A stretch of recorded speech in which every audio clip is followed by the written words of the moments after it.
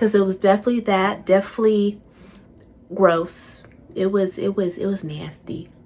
Hello everyone, this is Fit Foodie Film Takes with your host, your girl, Fit Foodie, and welcome to my channel. So the other day I had the misfortune? No. So the other day I watched Lee Cronin's The Mummy on HBO Max. It just dropped on there. And I've heard several reviews about it before I watched it. Didn't get the chance to watch it in theaters. To me, it wasn't really that scary. I suggest those who are interested in more gory, gross out type of horror to go ahead and watch the film, because it was definitely that, definitely gross.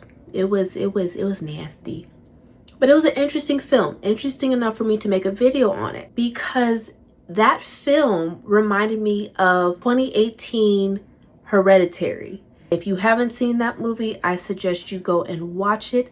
That did scare the mess out of me.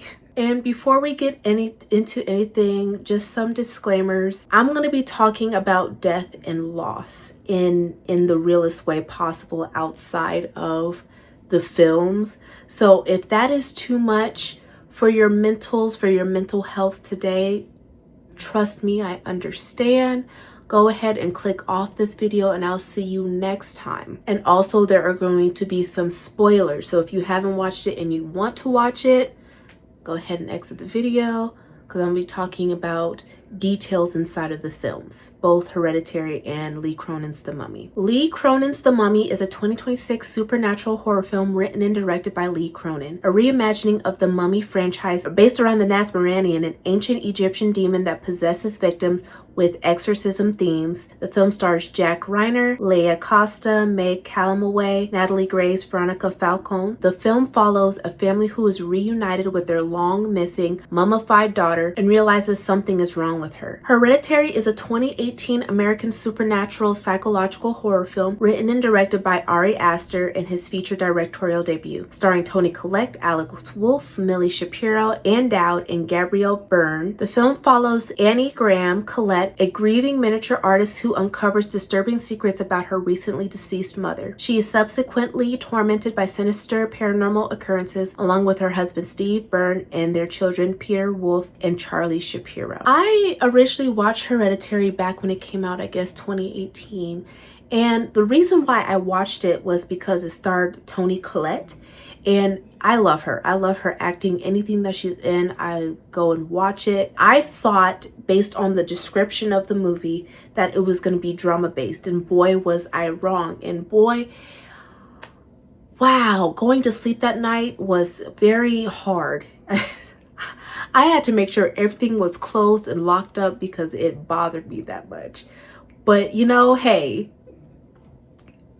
And what I want to talk about specifically today pertaining to both movies is the most horrific parts in both of these films is the horror in the aftermath of loss. The Mummy and Hereditary both emphasize losing a child, and specifically in both films, a young daughter. In The Mummy, their young daughter, their young daughter Katie, she was kidnapped and was missing for 8 years, which I can't even imagine. And in Hereditary, the young daughter, she was, what was her name? Charlie was accidentally killed in a freak car accident. And for those who have seen it, if you know, you know. And both of these films are possession films as well, which is interesting. The difference between both films is that in The Mummy, the family at the end becomes whole, and I'll get more into that in a second. And in Hereditary,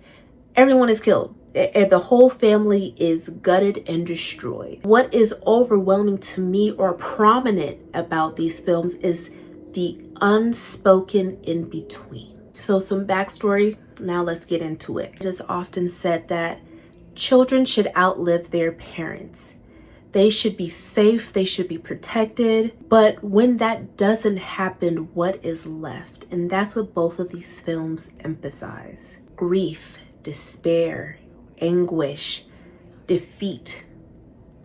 All the words describe that feeling, and yet none of them seem to truly encapsulate that feeling. In The Mummy, we see future dreams of the family moving to the Big Apple, accepting a big new promotion, a new future that has been set for them has been put on hold due to the loss of their child. Again, 8 years. There is so much strain in the family dynamic, things left unsaid, anger expressed in unfair ways, especially between the parents, but with the whole family. You can feel, it's palpable, the distance between the husband and the wife.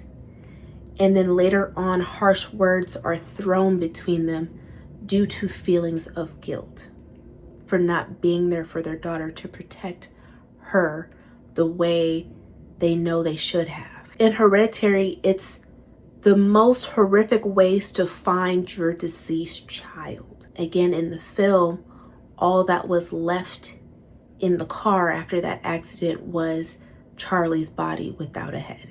Okay, so just horrific. Resentment with your child.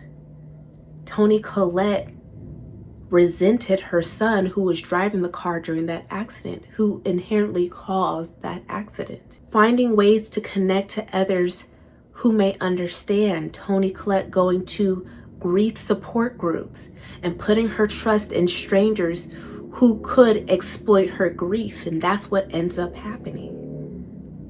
Silence, a deafening silence between all the members of the family. A shouting match as a way to connect and to punish. We all know Toni Collette's famous monologue. Now your sister is dead, and I know you miss her, and I know it was an accident, and I know you're in pain, and I wish I could take that away for you. I wish I could shield you from the knowledge that you did what you did, but your sister is dead.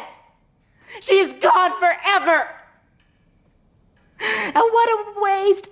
If it could have maybe brought us together or something. If you could have just said, I'm sorry, or faced up to what happened. Maybe then we could do something with this, but you can't take responsibility for anything. So now I can't accept, and I can't forgive. Because nobody admits anything they've done. All of these things are overwhelming and taxing, and to me, that's the real horror. How loss of a dear loved one can dismantle a whole family into chaos and ultimately into ruin. And the thing about with possession films, what's interesting to me is how there's an entity that comes into a being and ends up destroying everyone around them that it touches. I think that's what pain does, what grief does. It can change you. It can change who you are. It can turn you into someone who you were never before, because that's how strong it is. That's how deep rooted it is. Now, in The Mummy, the family is eventually able to be made whole. What I mean by that is they're eventually able to become a whole family again outside of the possession. So after the possession is passed on to another individual, all members of the family are together. But everything that they went through, everything that they suffered due to their loss, the 8 years, they can't get back. And they will never be able to be what they were due to the initial events of Katie going missing. I don't know if they'll ever be happy again or to experience true joy with one another after going through everything that they went through, especially after the possession of that evil entity. And to me, all of that is what this horror genre is all about. Taking our most painful, real moments and making them entertaining and interesting in a way to have conversation like these. Sometimes having conversation about our real trauma is more difficult than when we can talk about the supernatural, the fictional. There may be a lot of makeup, fantastical ideas, and CGI, but the pain, the silence, the feelings, those are real, and that's what makes a film like these two so captivating. And to lose a child that is especially horrific and cruel. I had a dog named Paprika. She was a red Doberman, and she chose me when I picked her up as a pup. She was the best part of me. I had her for 7 years, and then one day her heart gave out and she did not go peacefully. The day of her passing has played out in my mind incessantly for months, and it tormented me. And I know, even though she was not my flesh, I did not physically give birth to her, that still was my daughter.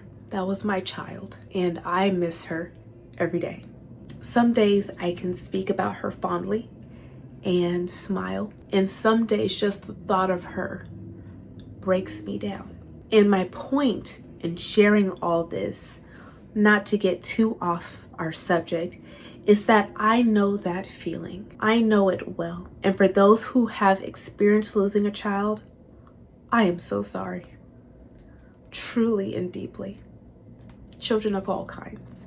And for those of you who've experienced trauma and loss and find comfort in horror, I am so glad that we have a space to view and connect with each other through mediums like this. Horror has a special place in my heart for this very reason, and I'm so happy to have this opportunity to now talk with over 1,000 of you guys. You guys just came out of nowhere, and I could talk with you all about my love of horror and films in general. So I thank you guys for supporting my channel, for being here, and for connecting with me. So thank you for subscribing, thank you for liking, and thank you for sharing your thoughts. To get back on topic and to wrap things up with the films, though the two movies, The Mummy and Hereditary, did not have the best endings for either of them, especially in Hereditary, you know, one was worse than the other. We have an opportunity every day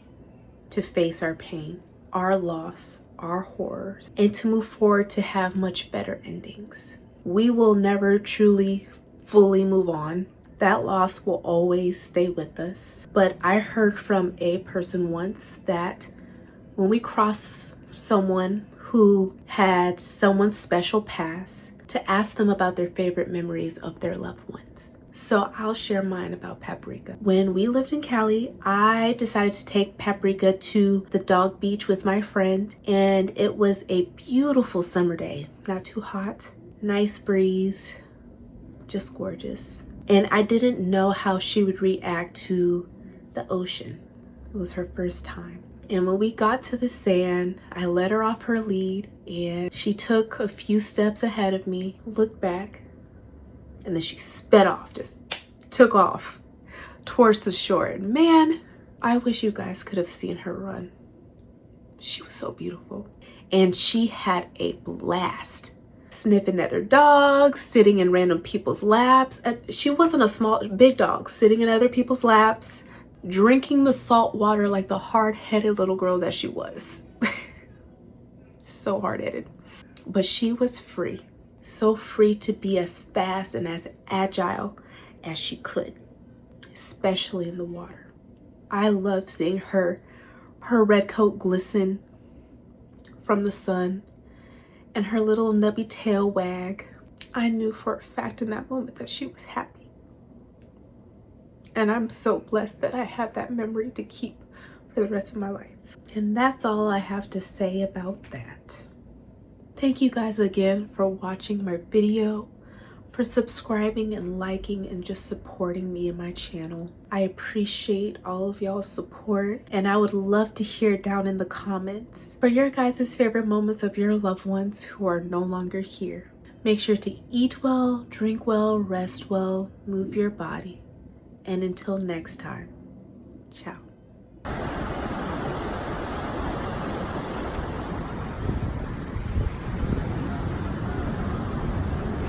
Hey, baby girl.